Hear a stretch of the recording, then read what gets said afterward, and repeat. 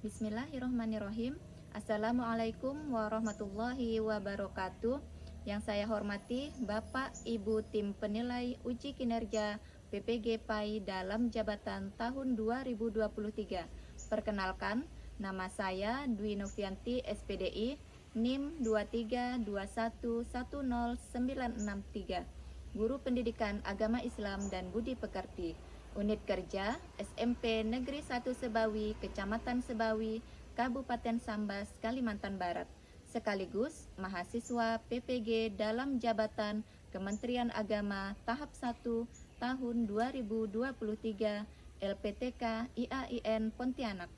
Hari ini Jumat tanggal 25 Agustus 2023, saya akan menampilkan video praktik mengajar UKIN dengan materi menghadirkan sholat dalam kehidupan kelas 7.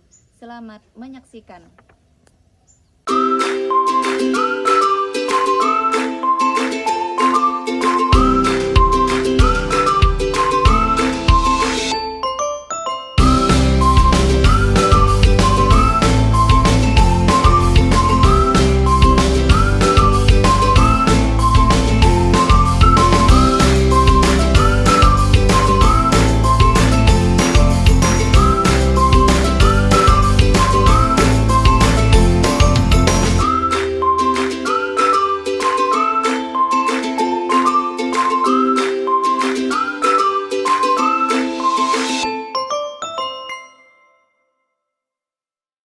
Assalamualaikum warahmatullahi wabarakatuh. Waalaikumsalam warahmatullahi wabarakatuh. Apa kabarnya anak-anak ibu hari ini? Alhamdulillah luar biasa. Allahu Akbar. Alhamdulillah semuanya dalam keadaan yang sehat. Nah anak-anak, sebelum memulai pembelajaran hari ini, alangkah baiknya kita membaca doa terlebih dahulu. Silakan Mega untuk dipimpin membaca doa. Sebelum belajar, marilah kita membaca doa. Berdoa dimulai. Bismillahirrahmanirrahim.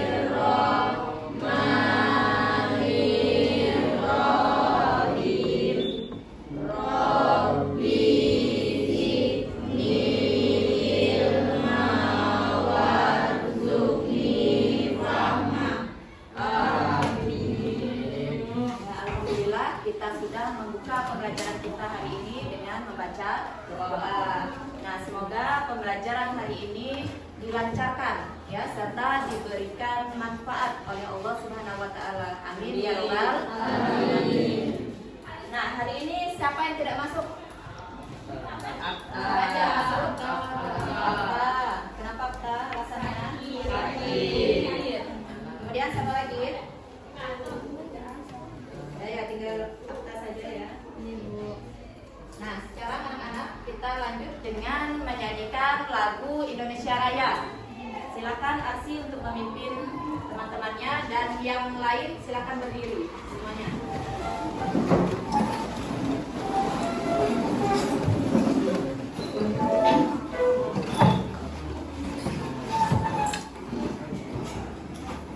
Hiduplah Indonesia Raya.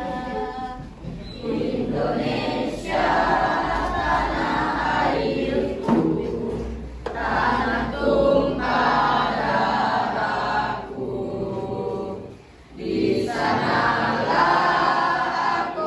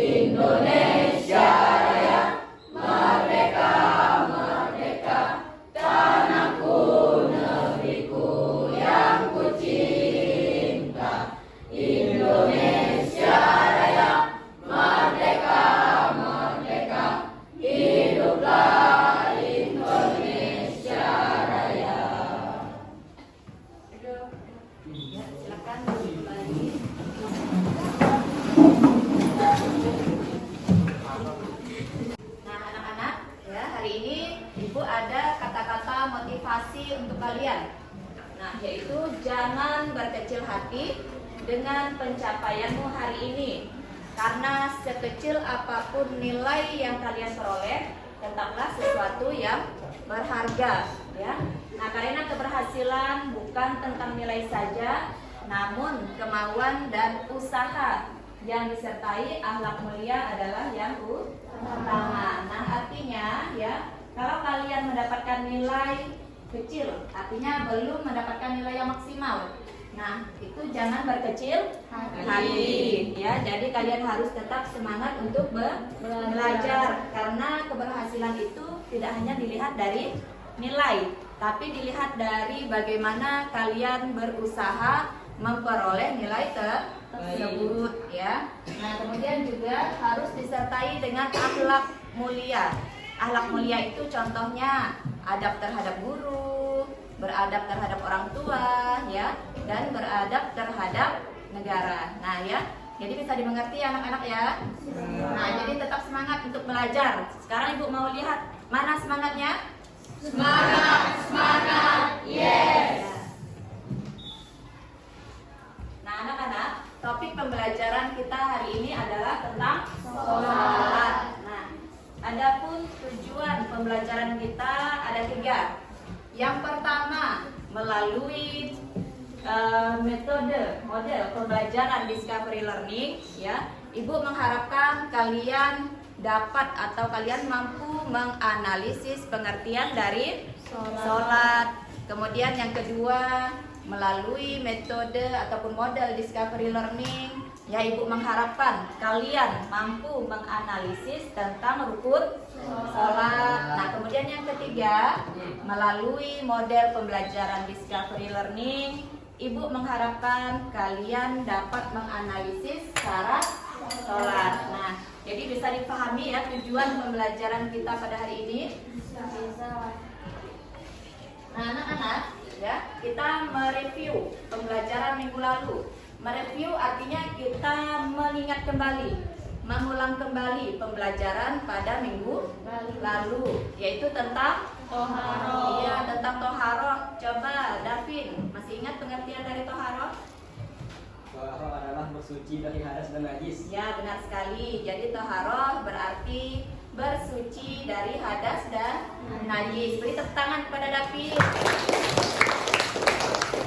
Nah, jadi pembelajaran kita minggu lalu ada hubungannya dengan materi kita hari ini, yaitu tentang sholat. Karena sebelum melaksanakan sholat, kita harus bersuci dari hadas dan najis. Nah, bagaimana caranya kita bersuci sebelum sholat? Iya, dengan melakukan wudu, ya. Nah, sebelum masuk pada pembelajaran, Ibu ada pertanyaan pemantik untuk kalian. Berapa jumlah waktu sholat wajib yang harus kita kerjakan dalam satu hari? Ya, ada 5 waktu. Yang pertama, coba Haikal sebutkan sholat apa dan berapa rakaat? Sholat subuh, Bu. Ya, sholat subuh berapa rakaat? 2 rakaat. Ya, 2 rakaat. Kemudian Radit. Sholat zuhur 4 rakaat. Ya, sholat zuhur 4 rakaat. Ibu. Sholat asar 4 rakaat. Ya, sholat asar 4 rakaat. Asih.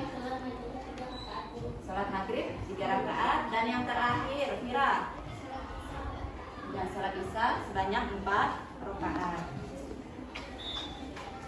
Nah, kita masuk pada materi kita, yaitu tentang pengertian sholat, ya.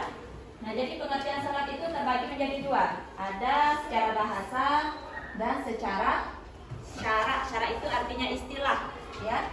Nah, siapa yang tahu pengertian sholat secara bahasa? Ya, silakan Yanti. Sholat secara bahasa berarti doa. Nah, jadi sholat secara bahasa berarti doa. Beri tepuk tangan kepada Marianti. Nah, yang kedua, pengertian sholat secara istilah atau syara. Siapa yang bisa menjawabnya? Ya, silakan Riki. Sholat secara istilah berarti segala perbuatan atau keadaan yang dimulai dari takbiratul ihram dan diakhiri dengan salam. Ya, benar sekali. Jadi, secara istilah, sholat itu berarti semua gerakan dan ucapan yang dimulai dari takbiratul ihram dan diakhiri dengan salam. Nah, sampai di sini ada yang ingin ditanyakan? Bu, Ya, Anggi silakan. apa yang dimaksud dengan takbiratul ihram? Nah, jadi Anggi bertanya, apa yang dimaksud dengan takbiratul ihram? Siapa yang bisa menjawab? Saya Bu. Ya, silakan Kiel. Takbiratul ihram berarti mengangkat kedua belah tangan dan mengucapkan Allahu Akbar. Nah, jadi takbiratul ihram artinya mengangkat kedua belah tangan dan mengucapkan Allahu Akbar. Sudah bisa dimengerti Anggi? Nah, selanjutnya setelah kita mengetahui pengertian dari sholat, kita harus tahu alasan mengapa kita harus melaksanakan sholat, ya. Nah, yang pertama, coba Elsa sebutkan mengapa alasannya kita harus sholat. Yang pertama, nah coba Mega, yang pertama Mega. Perintah sholat disampaikan Allah Subhanahu wa taala melalui Nabi Muhammad Sallallahu Alaihi Wasallam. Nah, jadi perintah sholat disampaikan Allah Subhanahu wa taala melalui Nabi Muhammad Sallallahu Alaihi Wasallam. Nah, jadi perintah sholat yaitu diturunkan pada saat peristiwa Isra Mi'raj, ya. Nah, Isra artinya perjalanan Nabi Muhammad dari Masjidil Haram ke Masjidil Aqsa. Nah, sedangkan Mi'raj artinya perjalanan Nabi Muhammad itu dari bumi ke langit ketujuh sampai kepada Sidratul Muntaha. Nah, itu artinya akhir dari penggapaian. Nah, disitulah Nabi Muhammad bertemu dengan Allah Subhanahu wa taala, kemudian diberikan perintah untuk melaksanakan sholat. Nah, yang kedua, mengapa? Ya, alasan kita harus melaksanakan sholat. Rika, yang kedua. Yang kedua. Umat Islam mewajibkan sholat 5 waktu sehari semalam. Nah, jadi setelah peristiwa Isra Mi'raj, maka turunlah, ya, harusnya kita diwajibkan untuk sholat 5 waktu sehari semalam. Kemudian yang ketiga, alasannya, coba Hadi. Allah menyuruh kita sholat agar selalu ingat kepadanya. Ya, jadi Allah menyuruh kita sholat agar selalu ingat kepadanya. Kemudian selanjutnya, mengapa kita harus sholat? Haryanti? Jika sering sholat, kita berpindah dari perbuatan buruk. Nah, jika kita sering melakukan sholat, kita dapat menghindari dari perbuatan yang buruk, karena sholat itu adalah benteng, ya, benteng dari setiap tingkah laku kita. Kemudian selanjutnya Arsi. Sholat menjadikan tubuh bersih karena kita selalu berwudu sebelumnya. Nah, jadi sholat itu menjadikan tubuh kita menjadi bersih karena selalu berwudu. Kemudian Hanifah. Sholat juga membuat tubuh kita sehat karena gerakannya seperti berolahraga. Nah, jadi sholat yang kita laksanakan itu, gerakan setiap dari gerakan sholat itu membuat tubuh menjadi sehat, ya. Kemudian Haikal. Tanpa sholat semua amal soleh kita bisa menjadi sia-sia. Nah, jadi tanpa sholat, amal yang sudah kita kerjakan itu bisa menjadi sia-sia, karena yang paling utama adalah melaksanakan sholat, ya. Kemudian Muti yang terakhir. Dengan sholat kita akan disayang oleh Allah Subhanahu wa taala. Dengan sholat kita akan disayang oleh Allah Subhanahu wa taala. Jadi sudah mengerti tentang alasan mengapa kita sholat? Ya. Nah, kewajiban melaksanakan sholat itu sudah tertuang di dalam surah Al-Baqarah ayat 43. Nah, silakan Arsi dipimpin teman-temannya untuk membacakan surah Al-Baqarah. A'udzu billahi minasyaitonir rajim. Bismillahirrahmanirrahim.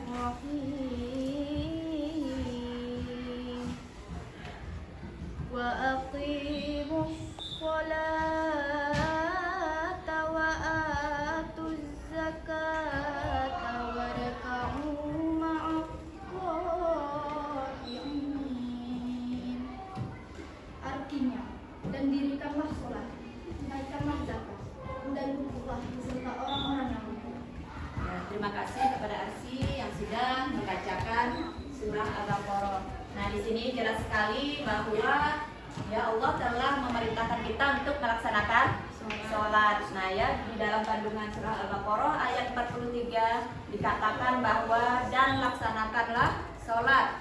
Nah kemudian barulah tunaikanlah zakat dan rukuklah beserta orang-orang yang ruku. Artinya bergabunglah bersama orang-orang yang melakukan sholat ya. Nah selanjutnya dalam melaksanakan sholat kita itu tentunya harus tahu ya bagaimana tata cara melaksanakan sholat. Silakan coba Mega, bagaimana tata cara sholat yang baik dan benar? 1. Niat sholat menghadap kiblat. 2. Takbiratul ihram dengan membaca Allahu Akbar. 3. Membaca doa dengan Fatihah dan surah pendek. 4. Ruku. 5. Iktidal. 6. Sujud. 7. Duduk antara dua sujud, tasyahud awal dan tasyahud akhir. 8. Sujud. 9. Tasyahud akhir dan tasyahud akhir. 10. Membaca sholawat atas Nabi Muhammad. 11. Mengucapkan salam sambil menoleh ke arah kanan kiri. 12. Berdoa. Nah jadi tata cara sholat itu ada 12. Nah jadi di dalam tata cara sholat ya ada 12 tadi itu tidak boleh tertinggal satu pun gerakan ya. Nah kalau tertinggal satu gerakan artinya sholatnya menjadi batal atau tidak sah. Nah dari tata cara sholat sudah bisa dimengerti? Nah selanjutnya ya kita harus tahu apa manfaat dari kita melaksanakan sholat. Yang pertama, Iswandi, apa manfaat dari kita melaksanakan sholat? Menghindari dosa, angkat pahala. Nah, jadi menghindarkan dosa dan mendatangkan pahala. Manfaat yang kedua, Gustianda. Menjaga perbuatan keji dan mungkar.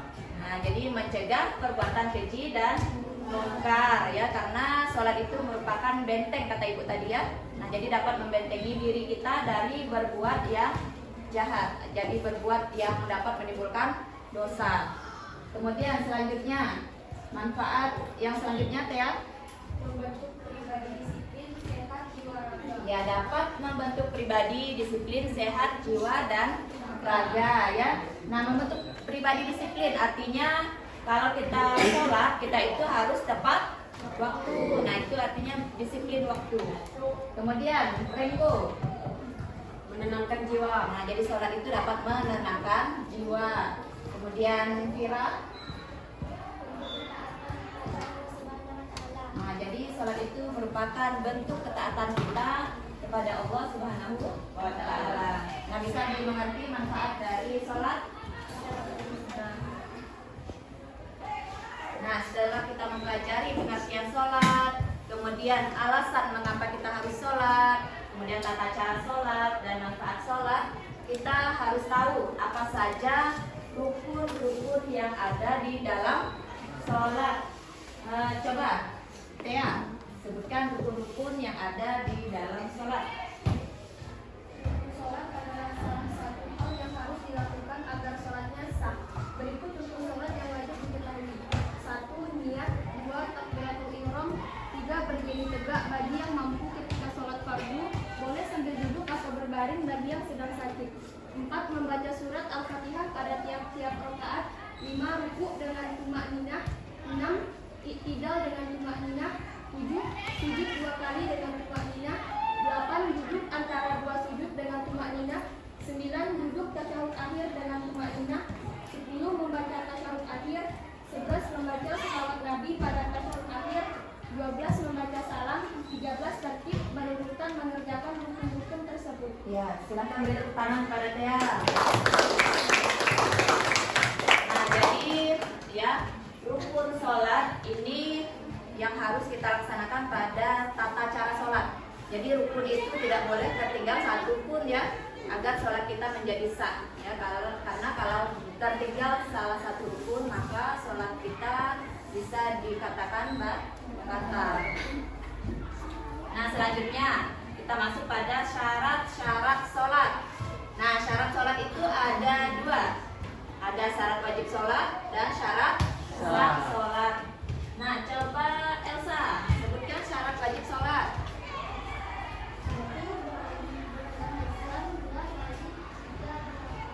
Ya, jadi syarat wajib itu ada 3. Pertama, beragama Islam. Jadi non-Islam tidak wajib melaksanakan sholat. Kedua, dia baligh, artinya sudah dewasa. Ketiga, ya berakal.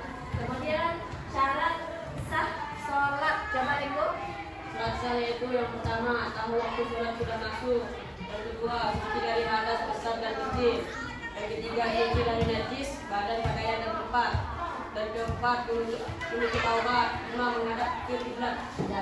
Nah, jadi syarat sah sholat itu ada 5 ya, yang sudah disebutkan oleh Ringo tadi. Nah, beri tepuk tangan kepada Elsa dan Ringo. Nah, dari syarat-syarat sholat ada yang ingin ditanyakan? Tidak, berarti sudah mengerti ya. Nah, anak-anak, hari ini Ibu menggunakan metode ataupun model pembelajaran discovery learning ya. Nah, ada pun langkah-langkahnya. Yang pertama, Ibu akan memberikan stimulus ataupun pertanyaan ya kepada kalian nanti. Nah, kemudian yang kedua, pertanyaan ataupun kalian mengidentifikasi dari pertanyaan tersebut dari masalah yang Ibu berikan ya. Kemudian langkah yang ketiga yaitu kalian mengumpulkan data, artinya mengumpulkan jawaban dari berbagai sumber. Bisa dari buku paket, bisa dari buku yang dipinjam di perpustakaan ya. Kemudian langkah yang keempat, mengolah data. Nah, tadi kalau kalian sudah mendapatkan data dari berbagai sumber tersebut, kalian olah datanya, kalian satukan datanya menjadi sebuah pembuktian yang nantinya dapat ditarik sebuah kesimpulan. Bisa dimengerti langkah-langkah dari discovery learning? Nah, selanjutnya Ibu sudah membentuk kalian menjadi 4 kelompok. Sudah duduk berdasarkan kelompoknya ya? Nah, sekarang Ibu akan memberikan tugas pada lembar tugas berikut ini yang akan Ibu bagikan. Silakan bekerja sama dengan baik ya. Selesaikan pertanyaan yang ada di lembar kerja.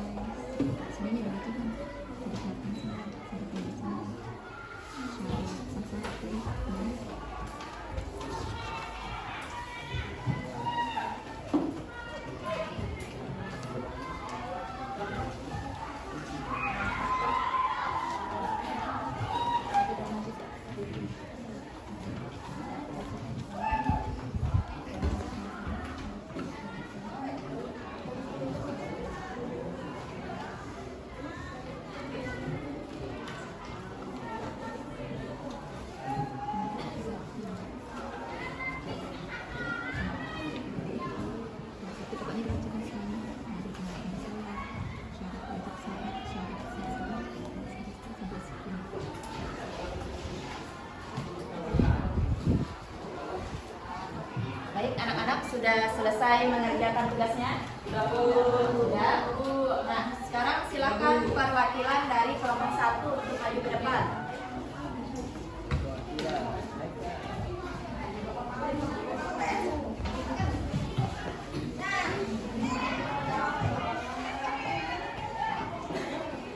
Assalamualaikum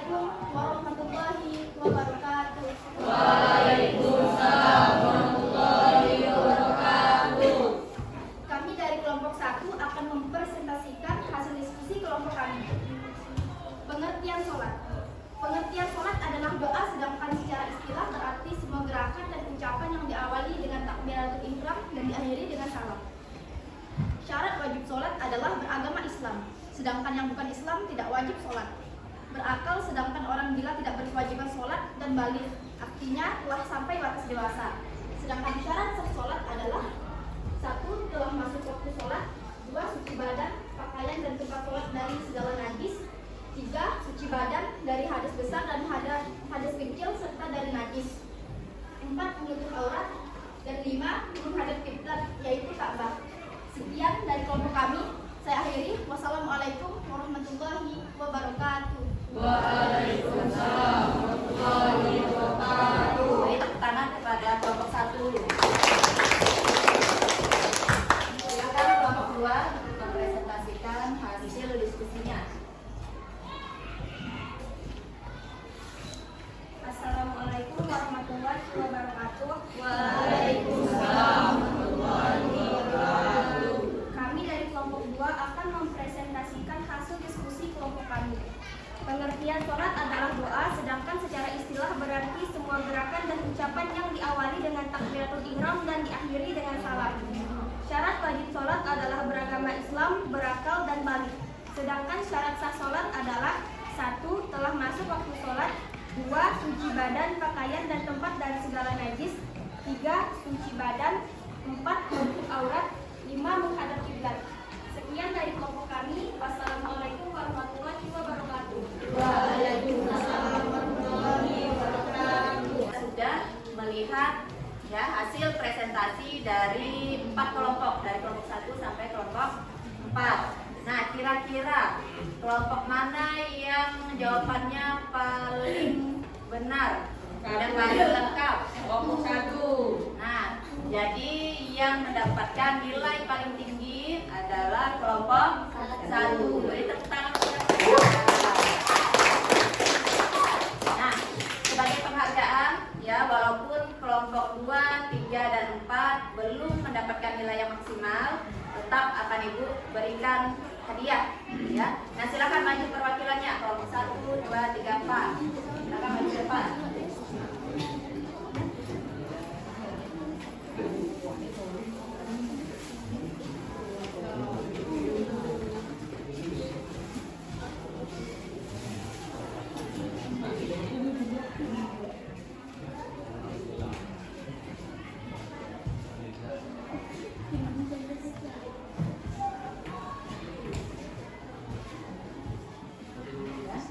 Mulai dari kelompok 1.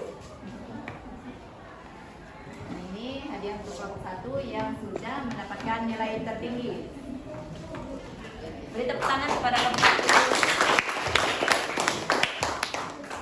Kelompok 2. Beri tepuk tangan kepada kelompok 2.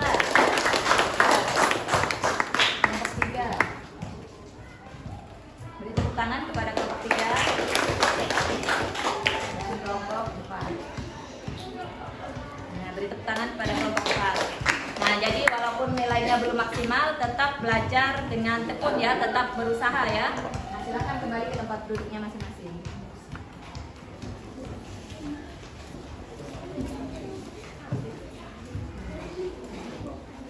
Nah, anak-anak ya, mari bersama-sama kita ambil kesimpulan dari pembelajaran kita hari ini ya. Kita simpulkan bersama-sama. Yang pertama tentang pengertian sholat. Nah, jadi secara bahasa sholat itu artinya doa. Haikal, kalau secara istilah apa pengertian dari sholat? Ucapan dan gerakan yang diawali dengan takbiratul ihram dan diakhiri dengan salam menurut syarat dan rukun yang mudah diucapkan. Nah, jadi secara istilah ya, sholat itu berarti ucapan dan gerakan yang diawali dengan takbiratul ihram dan diakhiri dengan salam. Nah, menurut syariat dan rukun yang sudah ditentukan. Nah, selanjutnya kita simpulkan tentang syarat wajib sholat. Syarat wajib sholat itu ada berapa? Ada 3. Nah, perhatikan pada gambar. Yang pertama, syarat wajib sholat haruslah beragama Islam.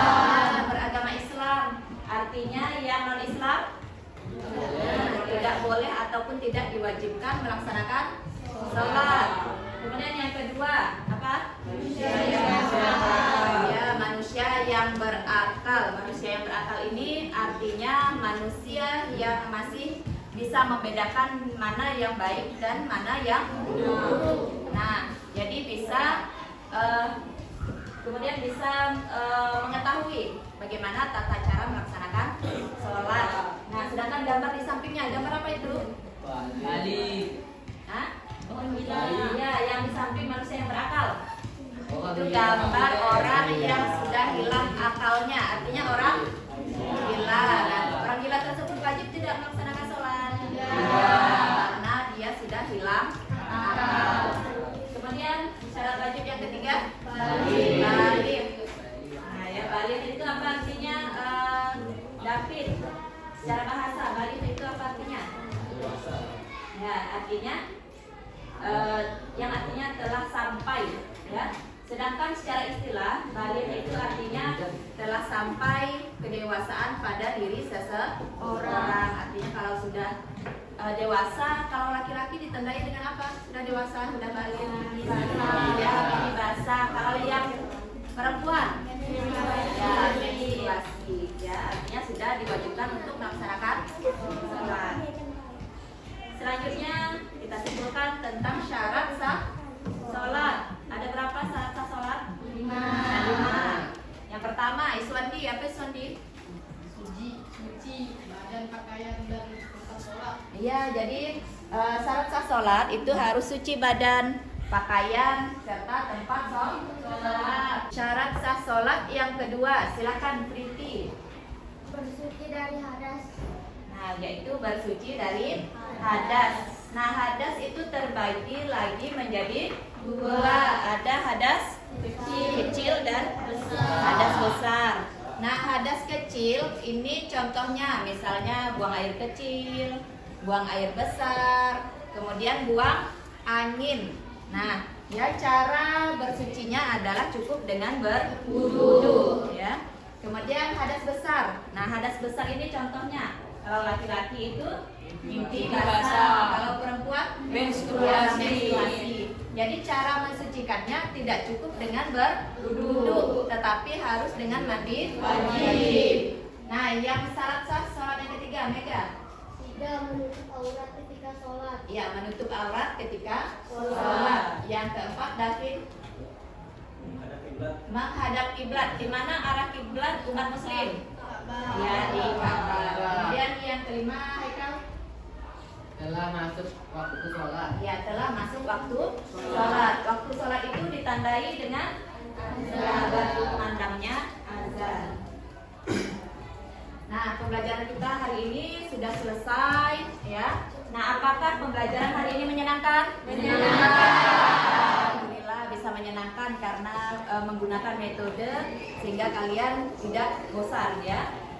Nah, sekarang Ibu akan memberikan kalian evaluasi pembelajaran. Ada 2 jenis evaluasi. Pertama ada yang tertulis dan yang kedua ada yang lisan. Nah, untuk yang tertulis, itu silakan kerjakan buku LKS-nya halaman 20, ya. Sedangkan yang lisan, lisan Ibu akan memberikan 2 buah pertanyaan. Nah, jadi pertanyaan yang pertama.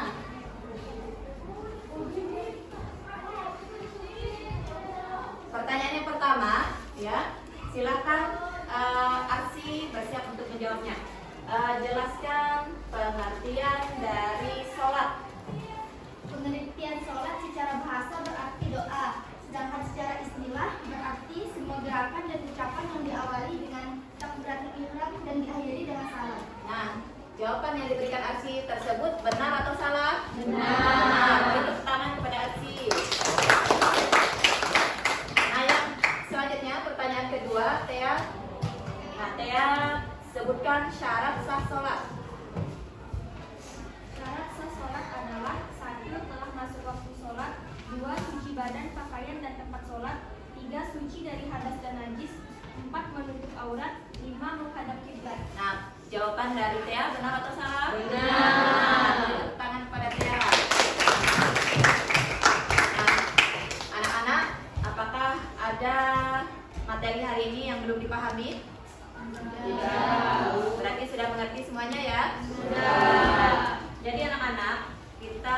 minggu depan itu akan belajar tentang materi zikir. Nah, silakan sebelum memasuki pembelajaran zikir, silakan baca bukunya di rumah ya. Nah, baik anak-anak, untuk menutup pembelajaran kita hari ini, marilah bersama-sama kita membaca doa sesudah belajar. Membaca doa dimulai.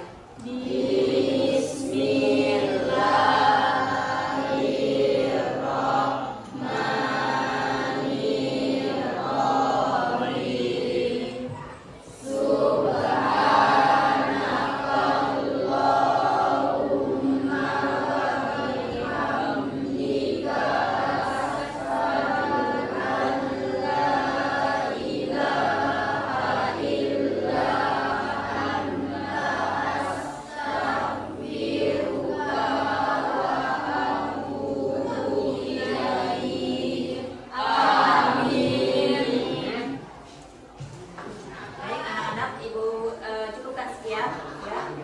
Jadi semoga pembelajaran hari ini dapat bermanfaat bagi kita semua. Ibu akhiri dengan wassalamualaikum warahmatullahi wabarakatuh.